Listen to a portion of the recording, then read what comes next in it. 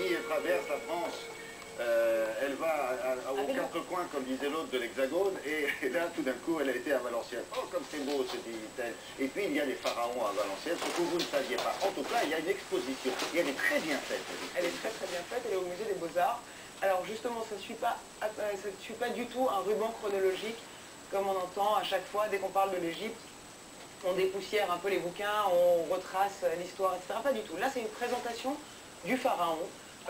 Qui est le pharaon, quels sont les différents aspects de ses fonctions, sa vie au palais, et puis ses petits effets personnels. Pourquoi? Parce qu'on ne connaît pas le pharaon. Voilà de quoi traite l'exposition. Qui est vraiment le pharaon? Comment il est dans la vie? Est-ce qu'il se peigne? Est-ce qu'il dort vraiment? Est-ce que vous imaginez un pharaon qui dort? On n'imagine pas dans un lit. Non, mais comment il dort? Vous avez vu la coiffure? Comment on fait? Quand on l'enfermait dans sa pièce, on lui mettait un petit lit. Il a un petit lit, il a tête, il n'avait pas évidemment d'oreiller, etc. On découvre un peu tous ces objets. Par exemple, je ne savais pas, je savais qu'il y avait des sarcophages pour les humains. Oui. Je ne savais pas qu'il y avait des sarcophages, moi, je ne savais pas qu'il y avait des sarcophages pour les animaux. Pour les chats. Exactement, donc c'est comme ça que j'ai découvert le sarcophage de la chatte du prince. Donc j'étais, voilà, plein de choses. C'est des choses pour vous.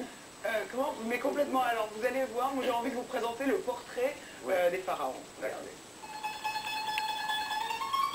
Pharaon, nom masculin, titre des anciens rois d'Égypte, mot symbolisant à lui tout seul toute la puissance et le mystère de ce pays. Contes et légendes, films et bandes dessinées ont crayonné une caricature de ce qu'a assurément été l'une des plus importantes civilisations de l'histoire et de l'humanité. L'exposition pointe une imagerie faussée et retrace la vie des pharaons au travers des pièces exceptionnelles venues des musées les plus prestigieux du monde. On le reconnaît, il porte une coiffe, une émesse qui retombe en pan sur les épaules, une coiffe qui est rayée. C'est-à-dire dans les bandes dessinées, on voit que beaucoup d'Égyptiens la portent, mais c'est uniquement le pharaon. Akhenaton, époux de la sublime reine Néfertiti et pharaon révolutionnaire qui a rêvé d'une Égypte monothéiste. Rêve réalisé, mais son exploit est religieusement rompu au moment de sa mort, et l'Égypte redevint polythéiste.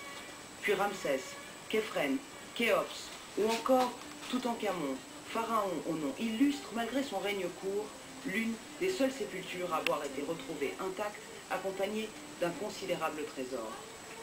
On parle des pharaons à partir du moment où l'Égypte est unifiée.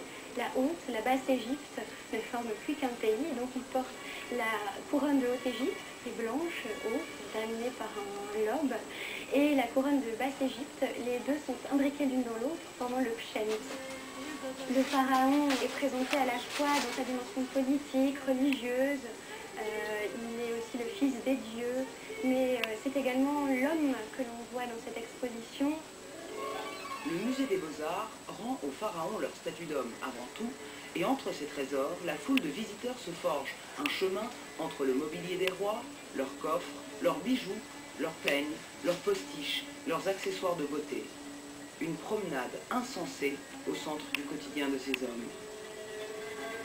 Le lit de Toutankhamon qui est présenté dans l'exposition fait partie de ceux qui ont été trouvés dans la tombe de Toutankhamon. C'est un lit qui, celui-là en tout cas, a été utilisé. Alors que un autre par exemple, n'était qu'un lit d'apparat. On voit d'ailleurs des traces d'usure. Et c'est un lit qui paraît tout petit aux visiteurs, mais qui a été utilisé probablement dans son enfance. On sait que c'est un pharaon qui a régné de l'âge de 9 ans à celui de 18 ans où il est mort. Et c'est un lit qui n'a pas de chevet. Les pharaons, les Égyptiens posaient la tête non pas sur un oreiller, mais sur un appui-tête. Le clou de l'exposition, c'est le masque en or de Soussénès Ier qui vient vraiment éclairer la dernière salle consacrée à la mort du pharaon et à la préparation de l'éternel retour du pharaon. À part ce concombre incroyable qui est porté au bout du menton, le pharaon... C'est une belle exposition. Très belle Merci exposition David. jusqu'au 20 janvier. Jusqu'au 20 janvier. Et comme le dit d'ailleurs notre ami, l'Égypte c'est beau tout de suite. Voilà. Merci beaucoup. Au revoir, à bientôt. Nous passons à la météo.